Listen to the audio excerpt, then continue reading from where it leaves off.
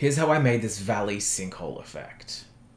So the foundation of this effect is a fairly simple cloth simulation with a cloner or matrix scatter to get the trees across the landscape. So to start, we're going to bring in a sphere as the base. Now, a sphere doesn't really have even faces, at least a foundation sphere in Cinema4D. So I'm going to change this to an octahedron. It gets us a lot closer to even faces. I'm going to bump up the faces to about 500, but you could do more, you could do less, depending on your needs. It's not actually going to be 500 faces, because what we're about to do is, first we're going to make the sphere editable by hitting C. And then I'm going to come into the front view. I'm going to go into faces mode, and I'm going to chop off about 4/5 of it.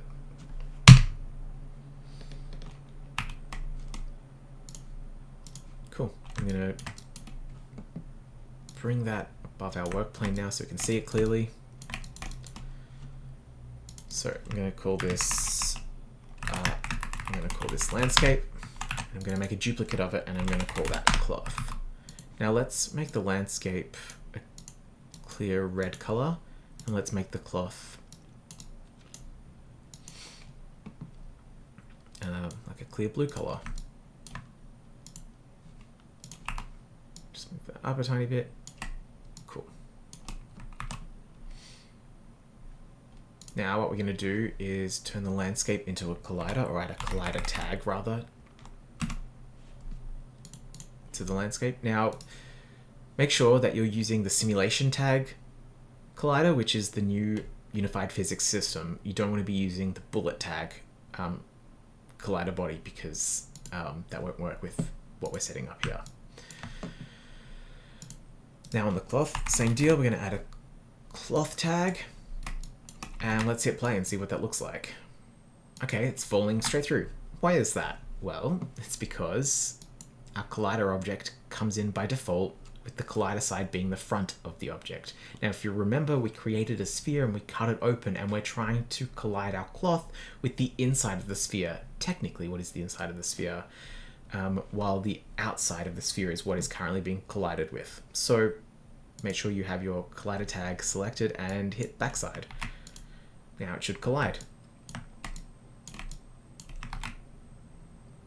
Cool. Now I'm just going to extend the timeline so we have more play space. Awesome. What else? The other thing I'm going to do here is come into our collider tag and turn the bounce and friction to 0. And same with the cloth, I'm going to go in here and turn the friction to 0. I might also make the thickness 1, just so it's a little more easy to fall through our sinkhole we're about to create. See, it's a lot more slippery now. Cool. So the next thing I'm going to do is create a sinkhole. Let's hide the cloth for a moment. Let's bring in a cylinder. Let's shrink that down to roughly the size we want the sinkhole to be. Let's just say that for now. Let's create a Boolean operator. Let's put both the cylinder and the landscape inside, and then do without. Now we're going to swap the order of that. Now we do without because if you do subtract, it keeps... if you do union, it sort of keeps it there, but we don't actually want it to catch. We just want it to fall straight through, so we'll do without. Now, because we've created this Boolean, we need to move our collider object to the Boolean. You could also flatten the Boolean, but for the sake of this, while we're still working, I'm going to keep it operational. And also make the Boolean red like we had our foundation before. Cool, let's turn our cloth back on. And just rename this to landscape as well. Now it's going to fall through. Cool. Might actually just make the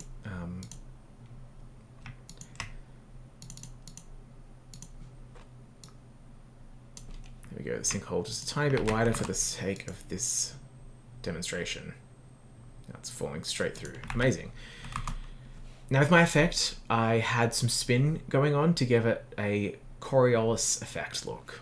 So what we're going to do is bring in a rotation physics object. Let's bump that up to, let's just bump that up way up to 500 to start and see what happens. Now it's rotating on the horizontal axis, or the vertical axis, rather. So I'm going to just take that and move that 90 degrees to its side, and now it should spin the way we want it to. But looks wild.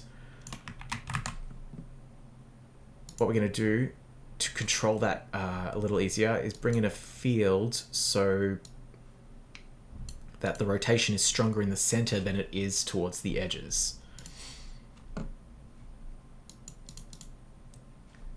Yeah, that's how we want it, but I want it on the z-axis. I'm going to shrink it down. We can make it as vertically infinite as we want because we're not really working in the vertical here, we're just working on the horizontal. Let's see what happens when we hit play there. Cool, so you can see now it's not going wild at the edges, it's only rotating at the center, but it's still getting caught up in its own velocity. So what we're going to do is add a new friction physics object. I know we removed the friction from those two objects before, from the cloth and the landscape, but that's sort of a universal friction across the entire object. What we want is some art directable friction. So let's bump that up to 100 and see what it looks like. You know what, just for the sake of argument, let's make it 500 like we made our rotation.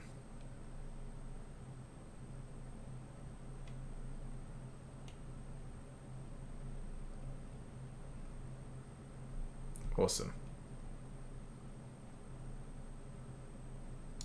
Cool. Now, if you wanted to, you could add some displacement to your objects to give it more of a landscape feel. Let's make it noise. Oh yeah, it needs to be the child of the landscape to begin with. I'm going to make this displaced Voronoi, and I'm going to give it an octave of 1.4 because it most resembles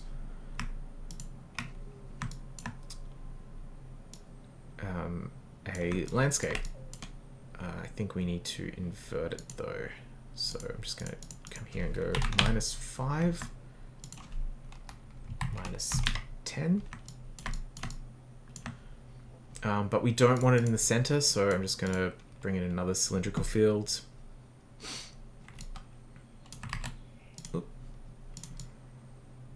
And I'm going to remap it. Cool.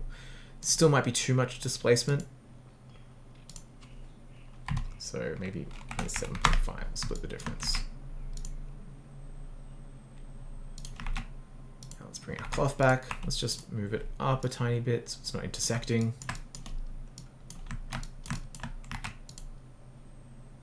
Cool. What we might want to do is just go ahead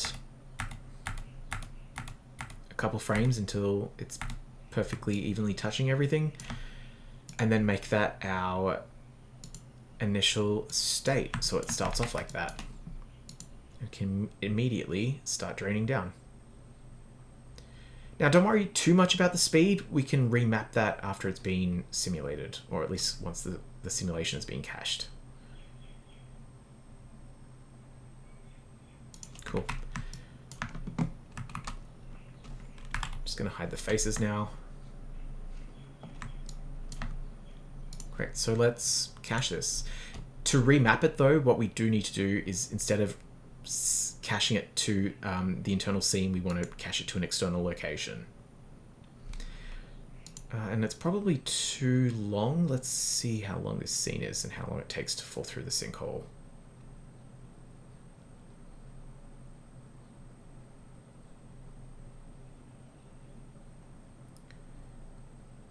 Okay, so it's done by 200 frames, so let's just make this 200 frames long. I'm working at a base 25 frames per second here. just FYI. Great, let's catch this object.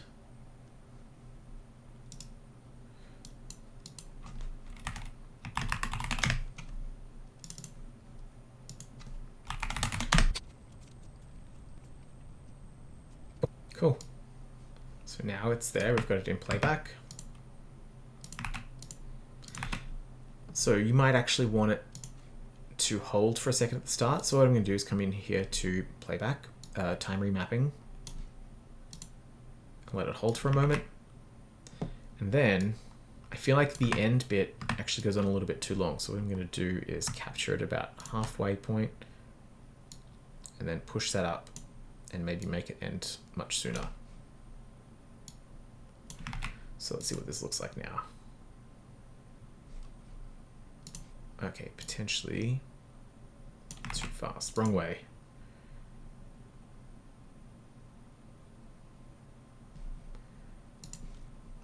Also potentially a little too fast.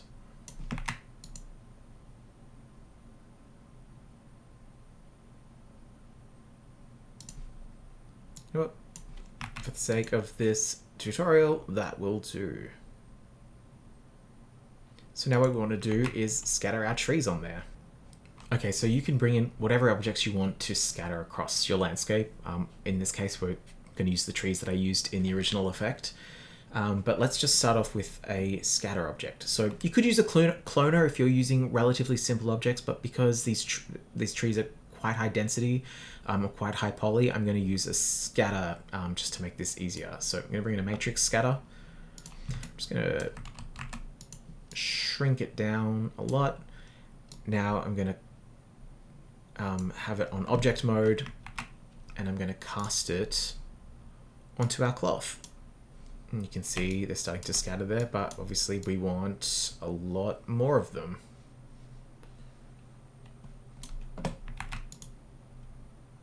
You can see they're attached to it. I'm going to bring in my trees. Feel free to get whatever trees or objects. You can import trees directly from Cinema4D, but these are some I prepared earlier. Just put them into a little group to make it cleaner. Where are they? Oh, here they are. So there's my little group of trees. Let's go back to our scene. Now, because we're using a matrix scatter and not a cloner object, I need to tell the scatter what it should be instancing on top of those points. So it's currently set to optimize spheres. I'm going to make it custom objects. I'm going to select my 5 different types of trees here, and I'm just going to drop them in. Let's bring up our render view and see how ridiculous this is looking. Can't see anything, probably because those trees are gigantic. So our trees are technically way too large relative to our instance points. So let's go here into our matrix and let's make this 0.033 maybe. Let's give that a try.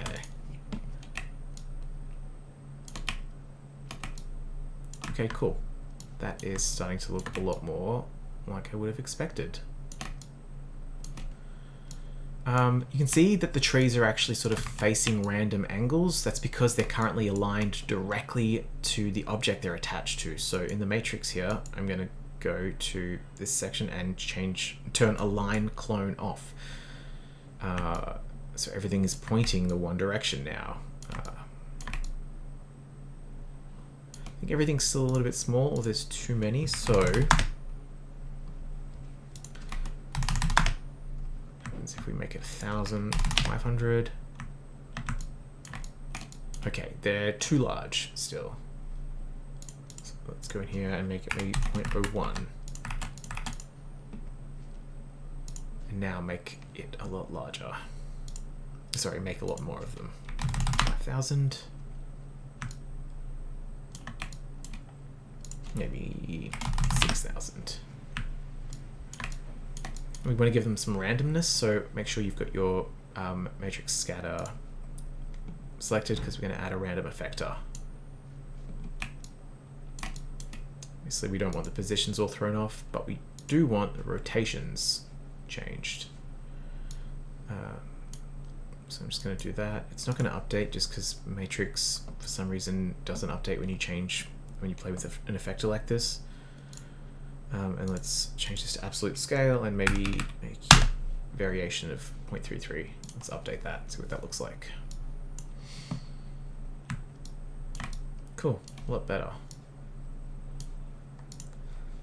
Let's just make our sky a little more dramatic.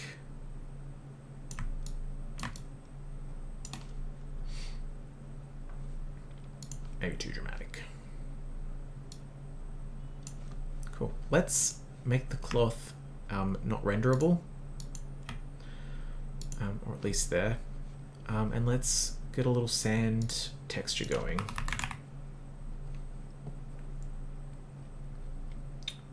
I haven't got a great one here, so I'm just going to bring in another one that I have.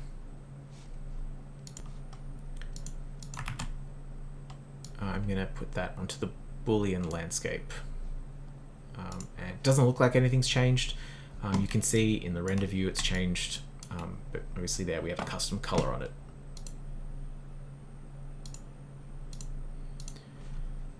Let's just change the projection. Let's maybe make it like 10%. And I think for the sake of this tutorial, that's what we'll do. Yeah. Okay, so let's render that and see what it looks like. I'm just going to bring this sky down.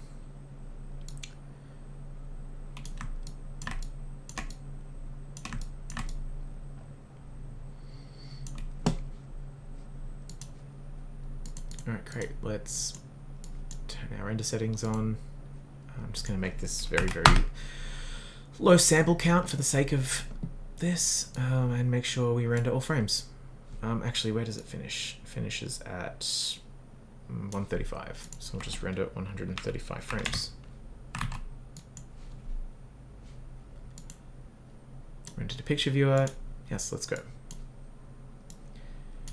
Now, ordinarily, you'd probably want to come in here and actually set a save location, but I'm just doing this for the sake of this sample.